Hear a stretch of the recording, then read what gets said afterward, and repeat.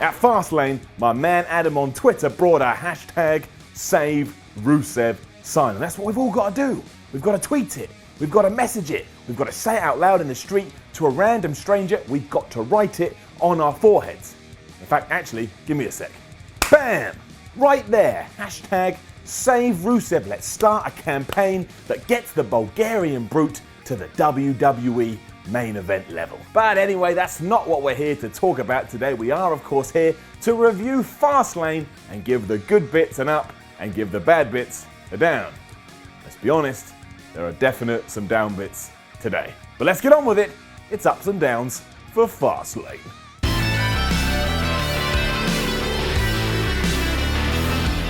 I always deliberately try and start ups and downs with an up because I believe you should be positive in your everyday life and go out there and just find happiness in whatever you can find happiness in. But then Roman Reigns pinned Braun Strowman clean in the middle of the ring, so that obviously has to get a down. Now, I liked the match and I thought it was really good, and I thought Roman Reigns was really good in it. In fact, I think he's a far better worker than a lot of people give him credit for, and I don't believe he deserves the rap that he constantly gets. I even agree with the statement that he should be a focal point of the WWE. He just shouldn't be a focal point in the way that he's currently the focal point. Should be a bit different. I also think Braun is great and he's got superstar written all over him. Much like I have hashtag Save Rusev written all over me now. He's come on leaps and bounds over the last few months and I'm a legit fan of the man. He has a future in the pro wrestling business. But did we really need to build up Strowman just so that he could lose to Reigns? I'd actually be alright with this if it was kind of a catalyst for a change with Roman Reigns, but that doesn't seem to be the case at all. It seems to be business as usual for Roman. He really needs something new at this point, but instead it was just another fish for him to pluck out of the water like some kind of jacked up fisherman. So what was the point? It doesn't really hurt Braun in the sense he can get over it in an evening if he's booked right. But who was this for? And who has this helped? Roman is still Roman. And I bet now he goes on to WrestleMania and beats The Undertaker, then has a #1 contender match with Bill Goldberg before SummerSlam, to then get the match with Brock Lesnar at SummerSlam for the Universal title, which Roman Reigns then wins. So yes, that means he beats Braun Strowman, The Undertaker, Bill Goldberg and Brock Lesnar all in the space of 1 calendar year. And I bet that all happens. And that's fine. Cool. Whatever. Do what you want to do. Now, with all that said, I am going to give my dad Goldberg winning the Universal title an up. It wasn't great, it felt a bit awkward, the playing of Jericho's music was a bit off and Owens probably deserved better, but it did everything that it was meant to do. Kevin Owens is kept somewhat strong because he was distracted before he got killed. It helped build towards the obvious Kevin Owens versus Chris Jericho match at Mania, and because Goldberg still looks like a machine, when Lesnar beats him in that rematch, it will mean even more than it did already. And given that there was absolutely no way Kevin Owens was going to last longer in the ring with Bill Goldberg than Brock Lesnar did, because that's life and politics for you, I think this is as good as it could have gone. And I'm alright with it. And I was also alright with the Sami Zayn versus Samoa Joe match, because that was great, and that's an up. The only real shame is that the two weren't given more time. But Sami Zayn is so talented and Samoa Joe right now is coming off like an absolute monster. It was all good, and it was a great match. I'm also kind of hoping this somehow leads to Joe versus Zayn versus Balor at Mania. I mean, I'm just throwing that out of nowhere. I don't think anything was planted last night at Fastlane. It's just what I want. So I'm saying it out loud because hopefully if I say it out loud, it will happen. I mean, there's no rhyme or reason to that, but it's better than me not saying it out loud. If I don't say it, definitely nothing's going to happen. So now I've said it, and I hope I see that triple threat match. And we continue this glory with the Neville Gallagher match that could have been my favourite bout of the night. It was fantastic.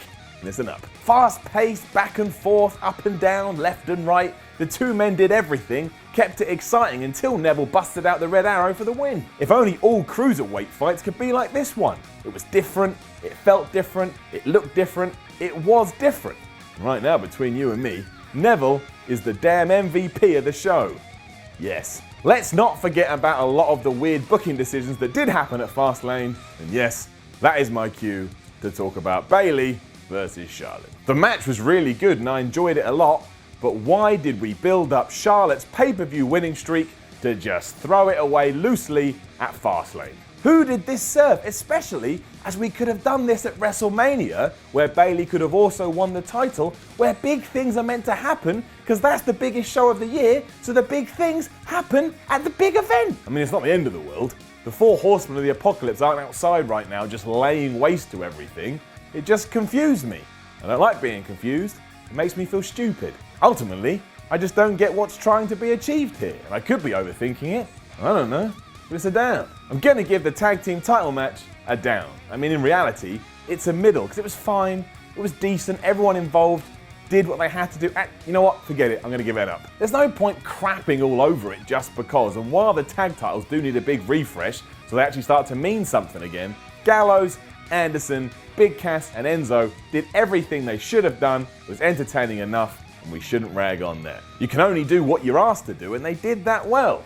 I'm not sure anyone will remember this ever again, but still. Sasha Banks versus Nia Jax was alright, I guess. That finish? It's getting a down.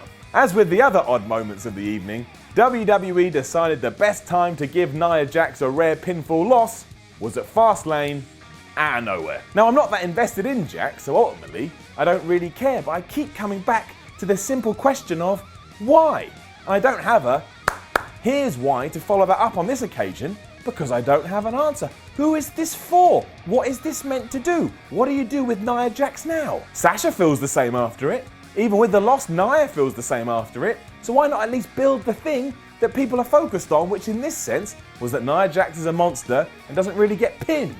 Now she just got pinned, so you can't say that anymore. And if you do say it, you're a dirty liar. Maybe that's the problem. No one gives a damn to begin with, so you could have thrown Doink the Clown in there and everyone still would have gone, yeah, fine. It's Doink. Didn't really need Stephanie McMahon on the phone to Mick Foley at Fastlane. I get it on Raw. It's fine on Raw. Makes sense. Got to progress the story. But you could have taken the time from that segment and given it to Zayn versus Joe. That's getting a down. Which brings us to the biggest down for a long time. Rusev. At the start of the night, he and Jinder were arguing with each other, which led to Mick Foley putting them in individual matches. Jinder would take on Cesaro, and Rusev would take on the Big Show. Before either of these took place, Jinder and Rusev had a big fight, and then they were both jobbed out to their respective opponents. Are you kidding me? This is what you have for Rusev? This? I'm guessing he did something backstage to piss somebody off, but I don't care about that. I care about Rusev being treated properly, because every time this kind of shit happens, a piece of my heart just breaks. I am the Heartbreak Kid. Once Mania is out the way, we're gonna need bodies, and you got a body right there that at the moment you're killing all the momentum for. And if that happens, we're gonna have a very bad time, and I don't wanna have a very bad time. I wanna have a very good time, because when I watch wrestling, it's about entertaining myself. Ipso facto, the clear message I'm sending out here is that we want to have a good time. Even Kool and the Gang knew that, and they were some pop group from the 80s. It's 2017. Surprisingly though, I did enjoy Fastlane, mostly because it had me intrigued. I didn't know who was going to win the big matches. I mean, some of the finishes were bonkers, you can't get around that, but I always enjoy the ride, and I always enjoy the journey, and to be honest, it was so obvious what was going to happen between Goldberg and Owens, I was expecting it to begin with. And the build to Mania is now officially where it should be. So that's alright as well, and now we cruise forward to Orlando, and we see what goes down at the Showcase of the Immortals. Now don't forget to leave a comment below and let us know what you thought about Fastlane, and then like, share, and subscribe, and you can even come talk or shout at me on Twitter at SimonMiller316. Use the hashtag SaveRusev. I'm Simon from WhatCulture, and if you haven't realised, I have done the majority of this video with post-it notes stuck to me. And I'm not a young man, therefore, I'm an idiot.